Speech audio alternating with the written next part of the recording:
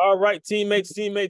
We are back once again. If this is your first time listening to the Move Swiftly podcast, welcome to the number one show on innovative teamwork. Great to have you. Looking forward to having you back for more. To my regular listeners, you already know what it's about here, man. You hit that play button and nothing but great things happen for you. Nothing but possibilities. Things start to become possible when you hit the play button here because you start realizing life isn't just an individual game, it's all about teamwork. So, excuse me. Today I have Miss Carly Pepin, a human behavior specialist, who is going to talk a lot about just getting clarity on exactly what it is you want to do, dealing and blocking out the noise and learning how to start trusting your own instincts. So, all that being said, Carly, welcome to the show. How are you?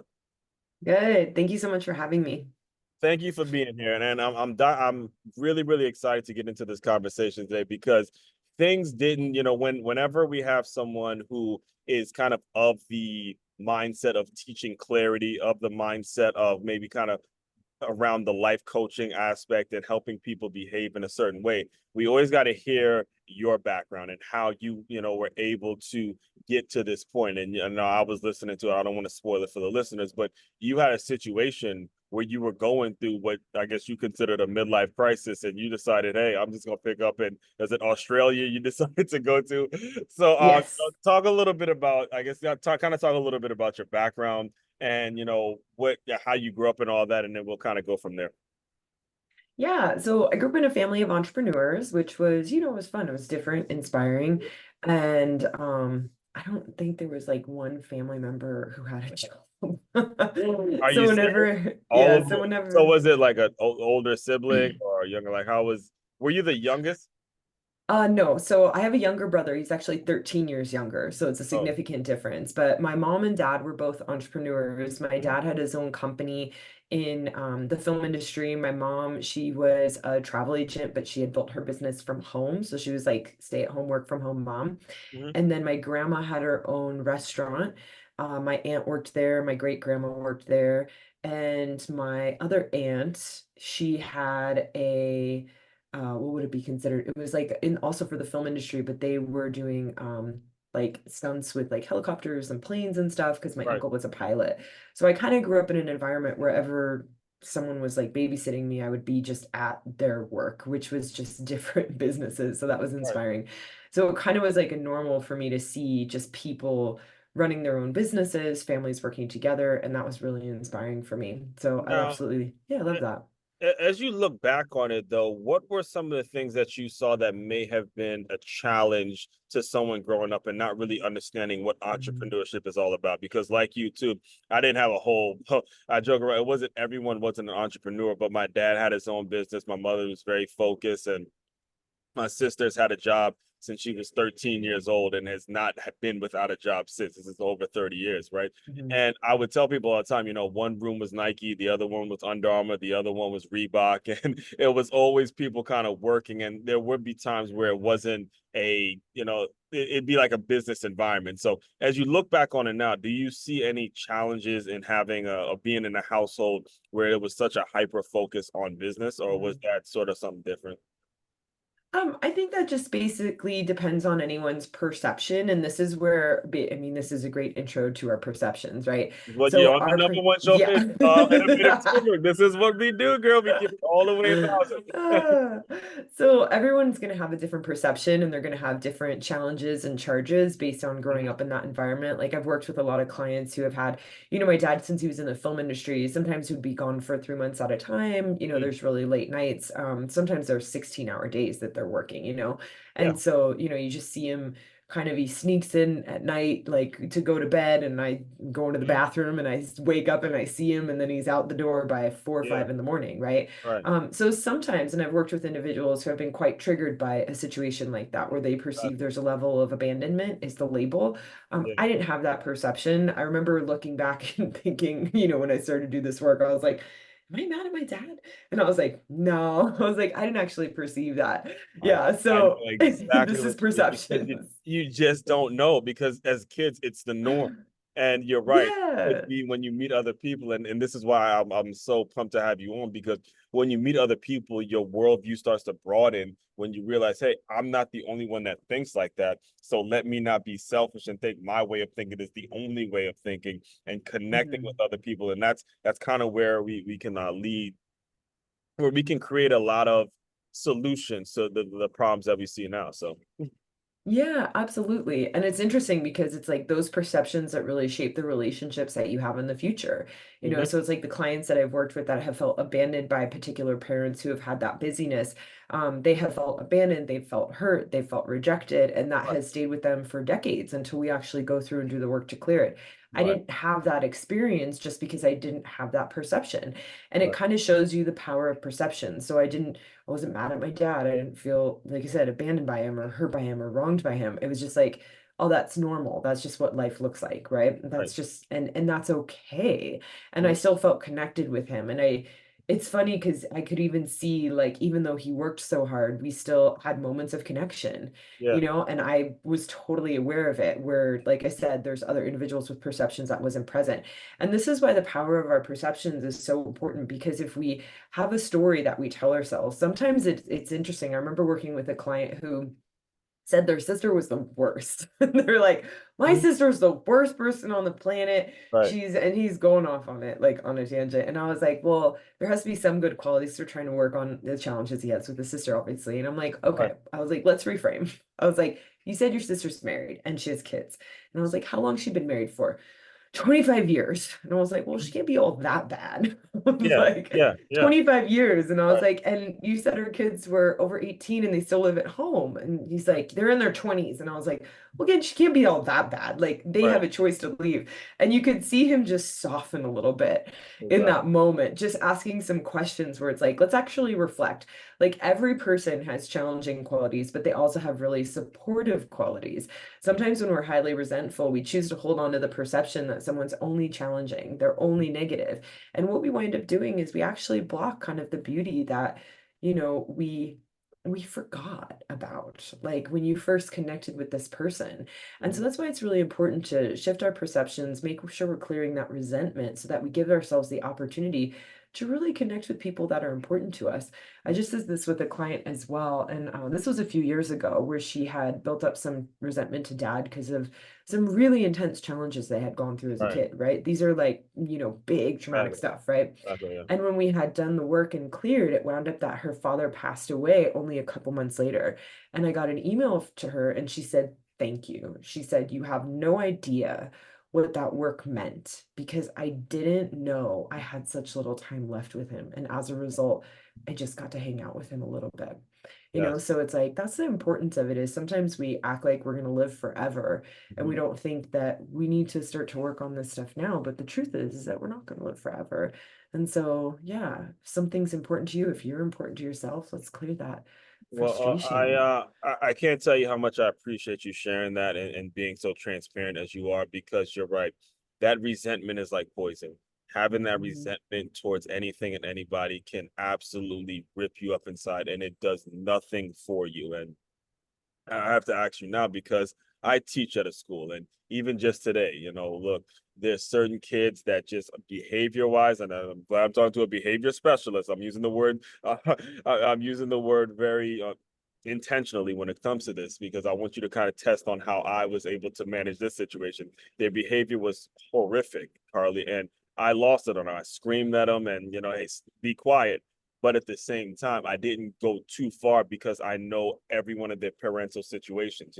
Some of the kids have been molested by that. Some of the kids are going through broken homes, blended families, all of that. And before I got to the, like I used to be, before I got to the point where I was like absolutely losing it on them, I slowed myself down, created a fun game, and we ended the day went on a good note. And I Mhm. got to ask you now, when it comes to how school was for you, when you look back on it Mhm. now, and before you had your, I guess it was like in your 20s where you had your hiatus and decided you were just going to pick up and go to Australia.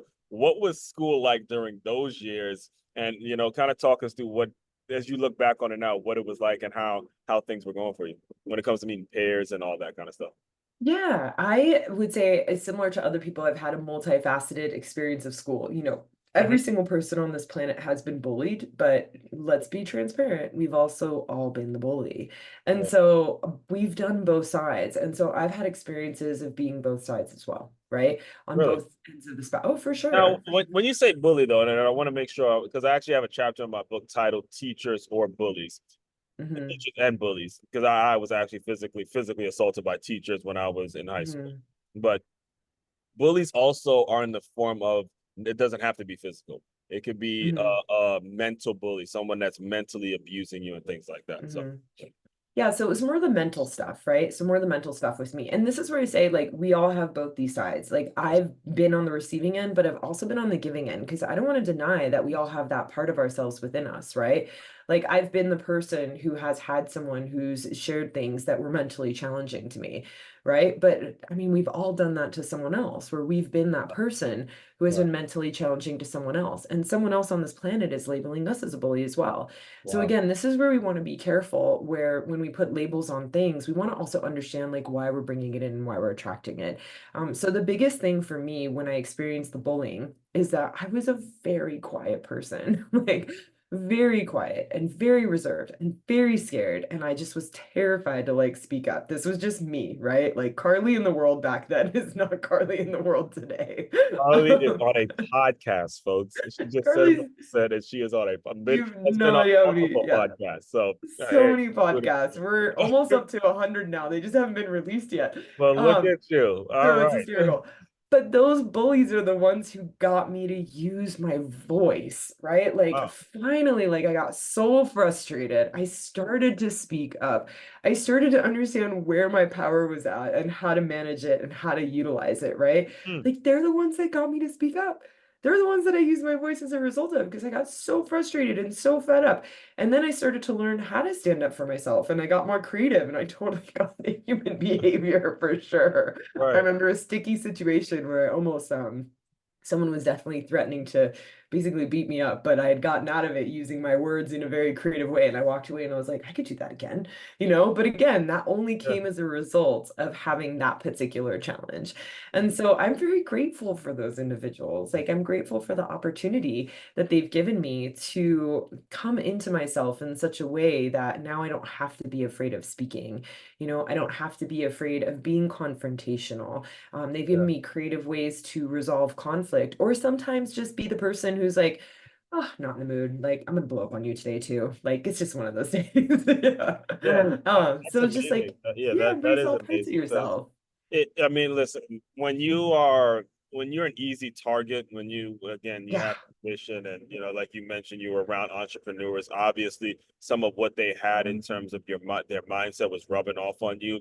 And Hmm. with entrepreneurs, one of the difficult things about being an entrepreneur is that we are easy targets. It is easy to Hmm. slice and dice everything we do. It's easy to criticize our work. It's easy because we lie to ourselves all the time. We try to figure stuff out, Hmm. and it's very easy to be criticized. So you need to have thick skin. You need to have alligator skin, and it gets to the point where, look, at some point you have to speak up for yourself. You don't get to be the quiet entrepreneur. There's no such thing. It's like an oxymoron. You have to speak up for yourself, and you have to get to a situation Hmm. where you're at least on the right on the you have to be doing something that you believe in so strongly that it will force you to speak up for yourself. So, I For bring all that sure. up because, yeah, like I said, I bring all that up because like I said, I was listening to you on other shows and you got to a point where you had to just make a trip. So, to give you some context, how I got to Florida was about 7 years ago now. And my dad bought another car and I was able to get his 20-year-old Benz that didn't have any radio, didn't have anything,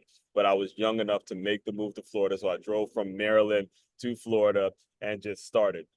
Started a brand new life. And you had a similar situation where you were, kind of got out of your comfort zone. You moved somewhere where you didn't know anyone and you had to figure it out. But then, well, I'll let you tell it. But then you realize, hey, when you got there, it's actually the inner work that needs to be done. So, kind of speak on that a little bit. Yeah, so basically there was a time and it was my late 20s and I was almost 30 and I just was very depressed and I was very upset and I thought it was So Los what was it? Was it Angeles. just job situation? Just like things I not had a going your way? very cool job. Like it was a killer job. It Oh was yeah, so yeah, yeah, yeah. fun. Just, yeah, yeah. You're right. Yeah. Yeah, you were like, what was it? Just I was working in the fashion industry for mhm, a photographer, and right, I was managing the studio, I was mhm, managing him as an artist, and then I also got to do creative direction with him. And yeah. I will say we actually worked really well together, like Mhm, really, really well. And yeah, he's one person that I just had an amazing time collaborating with. mhm, And I just wasn't okay in myself. mm. And I didn't understand about personal development. I didn't know about how to sort that out. And so I made an assumption that it must be the job because it's the fashion industry and it's stressful and there's all these deadlines and like there's all these Outside, right? Yeah, personalities. the exterior There's side. celebrities Right, yeah, too. yeah. Yeah, it's interesting celebrity stories Mhm. Uh-huh. sometimes. Yeah, I could. You Um, were meeting a bunch of different ones, so I could only imagine what. Because when you yeah, find out the real about how these celebrities really live, for sure. oh For man, sure. creepy. So you're dealing with all these different dynamics Right. and personalities and challenges that come with it. And I made the assumption that as a result of this, like this dynamic, living in the city, and it just, that was it. It was like, it's LA, right? It must be LA. And Right. so I chose to move out of the country to Australia. That seemed like the smartest idea at the time. And when I got there and everything was gone, all the noise was gone. And as Mhm. soon as all the noise was gone, I felt worse. And it took me probably like a week for it to really hit me to realize like it had nothing to do with all this stuff that I had blamed, but it had to do with everything on the inside. And that's when I realized like I almost actually went home and someone said, just stay, push it out, like you've got this, right? Really wise woman, super grateful for her. Mhm. And then I did stay, wound up finding my first coach who helped me. She was a human behavior specialist. And we kind of did things in a different way. Mhm. And as a result, my life started to transform. I started to transform. I felt the transformation first, and then everything on the outside kind of started to fall into place for me, right? Like just started to open up. And that's when I decided to stay for the entire year in Australia, but I just kept pursuing the personal development. It's also when I decided to be a coach after about 3 months of working with her. The Mhm. transformation for me was so massive. Like I had just been living in misery for so long, you know? And like in 3 months, I was feeling so much better. And I was like, sign me up, girl. So walk us through the Uh, day in which you started to notice a change in mm, yourself. Because what you said is very yeah. powerful. Because again, you make this move, and now you really don't know anyone. You don't have a job to cling Mhm, to. You don't have any real situation in which you can look to externally and say, okay, I can cling on to it. It's all you. You got to figure the shit out. And mhm. when it comes to the day where you started realizing, if you can remember, can you kind of walk us through that day so listeners know, hey, this is changing in me. This personal and professional development is changing. This is working. Things like that. Mhm. Yeah, so we first started just by understanding like what my unique purpose was and what was valuable to me, basically the deeper why behind my life. I will say that it was a lot more vague back then, but it was enough details that she just looked at me and she was like, I just want every day, I want you to do 3 things that Mm, would actually align you with this. And I was like, that's it. And she goes, that's it. And then I started to do it, and my life really started to change because when we're doing things that are meaningful to us and purposeful to us, we feel more purposeful. And mhm, then, even though I'm still having challenges in my life, I'm at least having challenges and things that are inspiring to me. And that's when I really started to understand and learn. And this is something that I love helping people with now is like, let's understand your deeper whys. Let's understand what's important to you, what's so valuable to you that no matter what's going on in your life, you're going to move forward into it through pleasure and pain, right? Like this is the most important dynamic. And because as a result of that, it's going to give you the opportunity to make sure that you're going to go through not just supportive moments, but also challenging moments and still feel that purpose within. And mm, that is so important. And that's when, like, those were the moments in the very beginning that I started to feel that and realize that. And I also had something to stand up for that was like valuable to me mhm, even though I was getting rejected by certain individuals, like on certain things they didn't believe in or they didn't agree with me, and some of them were quite harsh. But at the same time, it was like I remember it was the first time where I was like, you know what, this is important to me.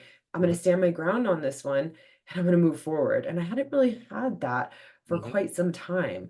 So it really reconnected with like what was valuable, what was my life, and what inspired me. And Hmm. again, it's just, I mean, I talk about this in like every podcast is find Right. out what's that why for you and make sure every day you're implementing those things. And that immediately will give you a massive transformation in your life. You'll already start to feel more fulfilled. Well, wow. Well, Mhm. first of all, appreciate you sharing that. And I do have to re-emphasize because I don't want it to get brushed over, is the measurable and attainable goals. Your coach just said three things, not 300. All right. Mhm. Three things that you can accomplish to date. And that's how things get done. But you have to do it every single day. It has to be Mhm. something that you commit to doing, and you cannot take any days off. It's just something that's attainable, and you'll start to see yourself, you start to feel yourself growing every single moment when you do these attainable goals. So you had already mentioned this when it came to you developing personally. Now, eventually decide you wanted to become a coach and help other people as Mhm. well. What was that transition like? Like, did you just automatically hire, like, just cold turkey? I'm done with the fashion industry, and now I'm going to Mhm. be a coach. Or how did that? How did you like kind of decide to build a business around becoming a coach? Yeah. So I did buy into the entrepreneur fantasy that were sold that, you can make all this money overnight, and that's not true. So I did quit my job. It is not true. So what? So Um, you actually had a job out in Australia, or were you still Yeah, doing? I had like this part-time gig that I was doing for a different company where I could Okay. actually work online. So this is a long time ago, but they were Okay. still having me work online. Mhm. When I came back to the States, I did quit my job. I bought into the fantasy, which Mhm. by the way, it's a huge fantasy that businesses are built overnight. So I learned pretty quickly that they're not. After about 2 years, I wound up having an opportunity to go back to that position and work part-time. And so I did do that. So after 2 years, I went back to that position, started to work part-time because I did drain my savings. So this is also really important to remember as well when people think about entrepreneurship. Mhm. When someone sells you like a get rich quick and like overnight, like, ooh, you're gonna make 50 grand in your first month, like that's not gonna happen. Oh Like yeah, it takes a, yeah, I mean it's not you gonna are one happen. of many people that have been on this show that have been burned by that same thing. So it's Yeah. kind of a I'm relevant super, yeah. thing, around It's so here. funny. And we all kind of fall for it in the beginning, and Mhm. it's okay, it's fair. But at the same Yeah, time, it's like if part you're of the listening, process, right? Mhm. hold on to your savings, stick with Mhm. your job because there's a lot that we can do. And like I said, I started to work with them part-time, and then I started to be able to build my business while having that financial security and building my wealth. And that also changed how I felt about building my business and how I felt about myself, increasing your confidence, your self-esteem, your self-worth. So that was really inspiring. And after that, I just kept going and going and going until it was like, okay, cool. Like I don't actually have to do this anymore. And that was an inspiring transition as well. Yeah, Now, but I how did definitely you waited. how do you get to your I hate to use the word ideal client here because you can help a Yeah. lot of different people, but how do you sort of get to the person that you're targeting when it comes to specifically the work you're doing? Because you and I know it's hard to get people to open up. It's hard to get people to Mm. trust folks who are going to be telling them there's some personal stories, there's some things that you don't just trust. How were you able to get it to where now you're the right person is being drawn to, the right client is being drawn to you? Yeah, so in the beginning, and I would definitely suggest this for people because we're going to be really unclear on what our ideal client is. Not sometimes we're super clear, by the way. Sometimes we're very clear. Like sometimes we have a very specific product, very specific, and we know exactly who we're going to. Like I have a friend who's doing some dental stuff, right? And she's like, do you know any dentists I can talk to, Carly? And I was like, 100%. But she's literally working in the dental industry Yeah. on a dental product. Yeah, So that's when we're clear. that's specific, right? Yeah, when we're doing coaching or consulting, sometimes it can be a little bit different and we're not always as clear. What I found And then to, there's also corporate. You love business, so there's also oh, I corporate love you business. can get. You can do Yeah, for a whole company. Then there may be an individual CEO. So it's a lot of things that there's a lot a of lot of different things dynamics. go away, right? Yeah, and I think what was really interesting in the beginning, because and you guys could take these tests again, you guys are gonna have a laugh at it. So most of the tests to find your ideal client, you're gonna answer the questions. And if you actually look at it, I did it the third time I did it, I just looked at it and I was like, every single time it's just asking me questions that are describing me in this Hmm. period of life. And I was like, that's weird. I'm like, that's just weird now. So basically there's these ideal client profiles are kind of created to basically answer questions that make you pick people that are just like you. And the reality is our ideal client is not like they'll have similar challenges, but they're not you, right? They're not you. They're a completely different entity and a completely different purpose, or excuse me, person. When you think about your ideal client, you want to really focus on what are their goals? What are they inspired to like achieve, right? Is it one specific goal in a particular area of life? Is it goals in multiple areas of life? What are the things that keep them awake at night, right? Yeah. What are the things that make them not be able to sleep? Mhm. And I definitely suggest if you're in coaching and consulting, Mhm. going out there, getting your feet wet, and having some clients to get started with. Because Yeah. the best way for me, when I've really gotten more and more specific on who that client is I go back to my consulting sessions and I think which are the clients where I'm on a session and I feel like an open heart. Like I am so inspired and grateful by that session. I'm like, what are we doing? What are we talking about? What's Yeah. the commonality behind it? And Mhm. when I go through all of my sessions like that, I'm like, oh, wow, this is a very specific type of individual, right? A Mhm. very specific. And then once you have that data, it's easy to talk to them, Yes, right? man. Now you know Yes. exactly who you're talking to, right? You know what they're desiring, you know what they want to work through, you know what they're like, again, what's keeping them up at night. And you're, because it's less for me, like, I'm not, you have to be a certain age or a certain, like male or female. Like, Right. I really don't care. I've worked with kids as young as 7, and I've worked with individuals all the way up into their 80s. Like, I do Yeah. not care how old you are. Mhm. If you are an inspiring individual to work with, and these are some things that you'd love to connect on and work through, I would love to do it with you, Yes. right? And so sometimes we can really like, and sometimes it's what we want, where it's like I work with 20s to 30s and only in Mhm. relationships, and that's your target market. But yeah, identifying it and making sure you understand, and if that's what opens your heart, go for it. But Mhm. making sure that you know what that is. And another thing too is like, when we build businesses, it's easy to focus on the money, right? Because we all want to make money from our business. Exactly.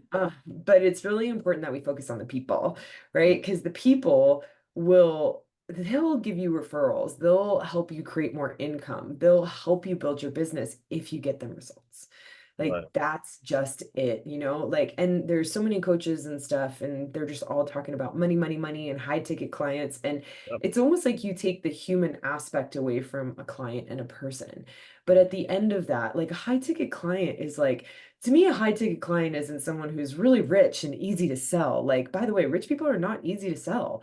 Like they protect their money. They're rich for a They reason. They're rich they're for rich for a or reason, and they're right. not gullible, and they're going to ask you a lot of questions. And if you don't deliver, you're going to give them their money back Mhm. 100%.